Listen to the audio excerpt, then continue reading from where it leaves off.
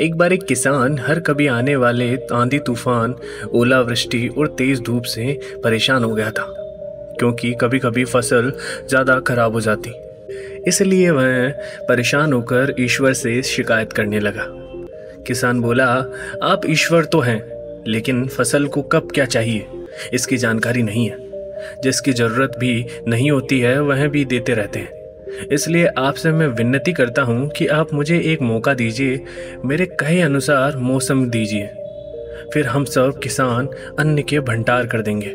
ईश्वर मुस्कुराए और बोले, ठीक है, आज से तुम्हारे अनुसार मौसम रखूंगा। किसान खुश हो गया।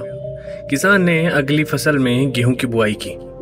उसने जब चाहा तब धूप मिले, उसने जब चाहा पानी मिला। पानी की तो उसने बिल्कुल कमी ही नहीं आने दी। आंधी, बाढ़ और तेज धूप तो उसने आने ही नहीं दिया। समय बीतने पर फसल बड़ी हुई। किसान भी बहुत खुश हुआ। इस बार शानदार फसल दिखाई दे रही थी। किसान ने मन ही मन सोचा कि ईश्वर को अब पता चलेगा कि अच्छी फसल के लिए क्या क्या जरूरी है। फालतू में ही किसान को परेशान करते रहते हैं। किसान फसल काटने के लिए खेत पहुंचा। गेहूं के पौधे की बालियों को हाथ लगाया तो उसके पैरों तले जमीन खिसक गई। उसने देखा कि किसी भी पौधे की बालियों में एक भी दाना नहीं था।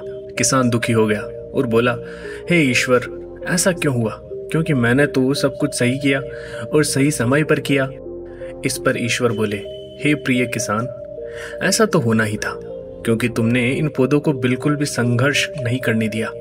इन्हें ना तो तेज धूप में तपने दिया, ना ही आंधी का सामना करने दिया। इन्हें किसी भी प्रकार की चुनौतियों का सामना भी नहीं करने दिया। इसलिए बाहर से भले ही अच्छे दिख रहे हों, लेकिन ये अंदर से बिल्कुल खोखले हैं। इनके अंदर कुछ भी दाने नहीं हैं।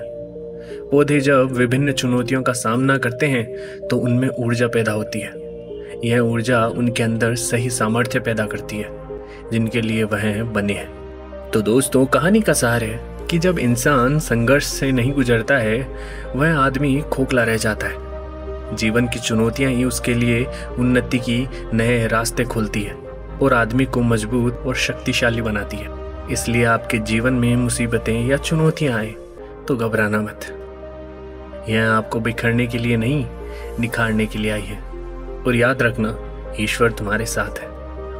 और दोस्तों, अगर आपको स्टोरी पसंद आती है तो प्लीज़ लाइक करें और सब्सक्राइब करना ना भूलें। और आगे की अपडेट्स जानने के लिए प्लीज़ बेल आइकन को ज़रूर प्रेस करें।